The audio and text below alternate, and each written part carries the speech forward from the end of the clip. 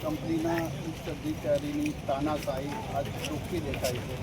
120 કર્મચારીઓ જે છેલ્લા 20 વર્ષથી નોકરી કરે છે તે 5 વર્ષથી એ લોકો પગાર વધારો માંગે છે। પગાર વધારાના નામ પર આ લોકો એમનું શોષણ જ કરે છે। 5 વર્ષથી જે છે આજે વધારીએ કાલે વધારીએ, એ લોકો 512માં કેવી રીતે ગુજરાન ચલાવે? અને એની સામે આ લોકોએ પગાર વધારો માંગ્યો તો પગાર વધારો તો ઠીક છે, 10 દિવસ પહેલાં એ લોકોએ મધ્યસ્થી કરીને કીધું પણ હતું કે અમે પગાર વધારો કરી આપીશું અને સોમવારથી નોકરી લઈશું। નોકરી તો આપતા નથી, નોકરી લેતા પણ નથી અને પગારો વધારો કરતા પણ નથી। હવે ગુજરાતમાં ગુજરાતીઓને નોકરી કે રોજગારી નહીં મળે તો આ લોકો ક્યાં એમપી જશે, યુપી જશે, રાજસ્થાન જશે? આનો મેઇન હેડ જે છે રાજીવ અગ્રવાલ, એમની એવી નીતિ છે કે ભાઈ અમે કોઈ લોકલને નોકરી નહીં રાખીએ। તો પછી ક્યાં આ બધા લોકલ જશે ક્યાં? આ લોકોની બાપ દાદાની જગ્યાઓ છે તો એ લોકો એની સામે શું માંગે છે? રોજગારી જ માંગે છે ને।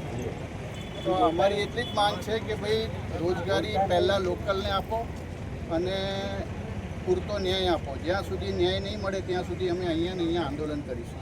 એ પણ વાત છે કે એમએલએ ધર્મેન્દ્રસિંહ વાઘેલા આવ્યા હતા, તેમને પણ મૌખિક વચન આપેલું, તે પણ ના પાડ્યું। હા, એ ગયા શનિવારે એમએલએ સાહેબ પોતે રૂબરૂ આવ્યા હતા, કંપની મેનેજમેન્ટ જોડે વાત કરી હતી। કંપની મેનેજમેન્ટે બાહેધરી આપી હતી કે ભાઈ અમે 20થી 25 દિવસમાં નોકરીએ પાછા પગાર વધારો કરી દઈશું અને સોમવારથી નોકરીએ પાછા ચાલુ કરવું છે।